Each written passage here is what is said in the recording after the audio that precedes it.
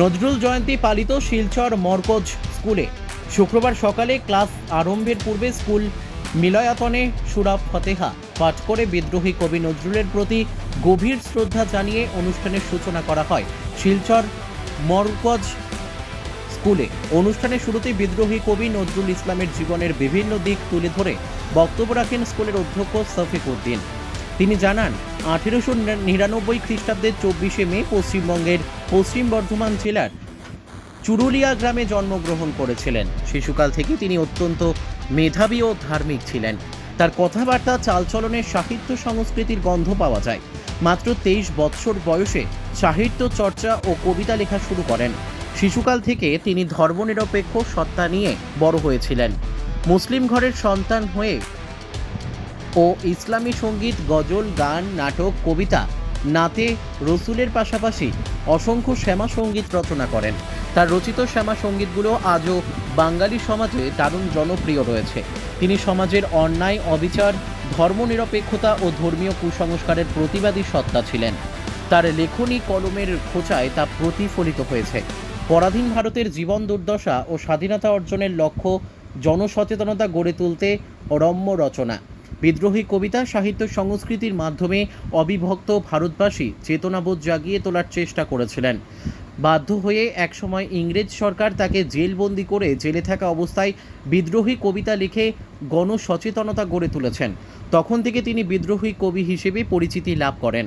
বাংলাদেশ সরকার তাকে জাতীয় কবি হিসেবে স্বীকৃতি দিয়েছিল। 1976 সালে এই ধর্মনিরপেক্ষ সত্তার জীবনাবসান ঘটে। নজরুলের জীবনাদর্শ, ধর্মনিরপেক্ষতা বর্তমান সময়ে প্রাসঙ্গিক বলে মন্তব্য করেন তিনি। এর পূর্বে স্কুলের কচি কাঁচা পড়ুয়া আনিস আহমেদ ইংরেজিতে নজরুলের জীবনী পাঠ করে শোনান। কোহিনুর আনাস ও আবু সুফিয়ান নজরুলের জীবনী বাংলা কবিতা পাঠ করে শোনান। নজরুলের বিদ্রোহী কবিতা কান্ডারি হুঁশিয়ার পাঠ করে সবার নজর কাড়েন স্কুলের বাংলা বিভাগের শিক্ষিকা মৌসুমী দে। সমবেত জাতীয় সঙ্গীত পাঠের মাধ্যমে অনুষ্ঠানের সমাপ্তি ঘটে। অনুষ্ঠানটি পরিচালনা করেন স্কুলের শিক্ষিকা অর্পিতা নাগ।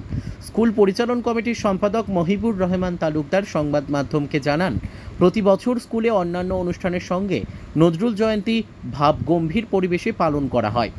এবারও দিবসটি বিভিন্ন অনুষ্ঠানের মাধ্যমে পালন করা হয়েছে। Bureau report, Nababarta today.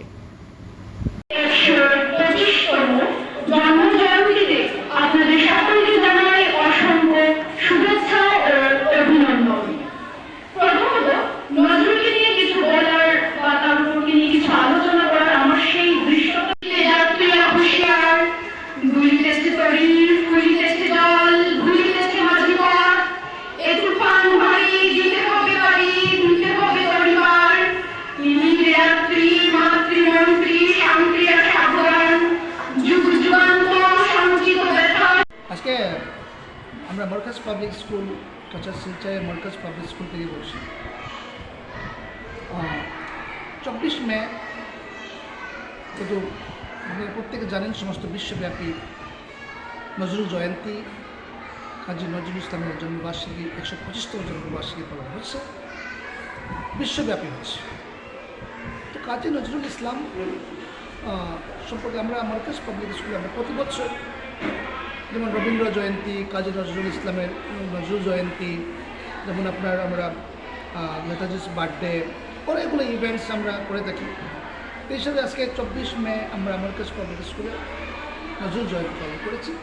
স্টুডেন্টসের performance, টিচার্সের performance আমরা হয়েছে আজকে।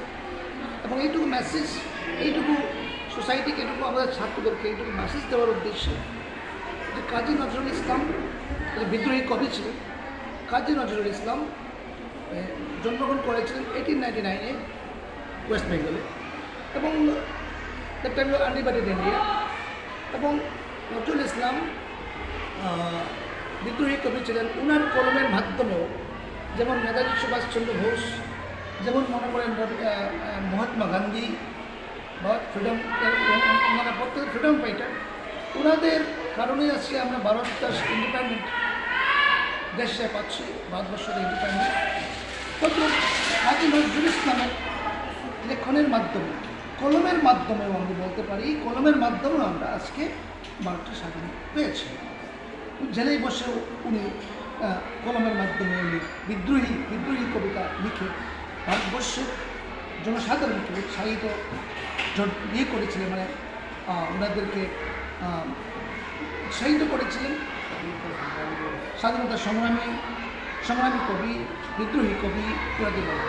এইটুকু আমরা আপনার মিডিয়ার মাধ্যমে, আপনাদের মাধ্যমে বা সোসাইটিকে মেসেজ দিতে চাইছি যে প্রত্যেকেই এইগুলো দিন রবীন্দ্র জয়ন্তী, নজরুল জয়ন্তীগুলো পালন করার জন্য আমরা করছি, প্রতি বছর করছি এবং করে যাবো।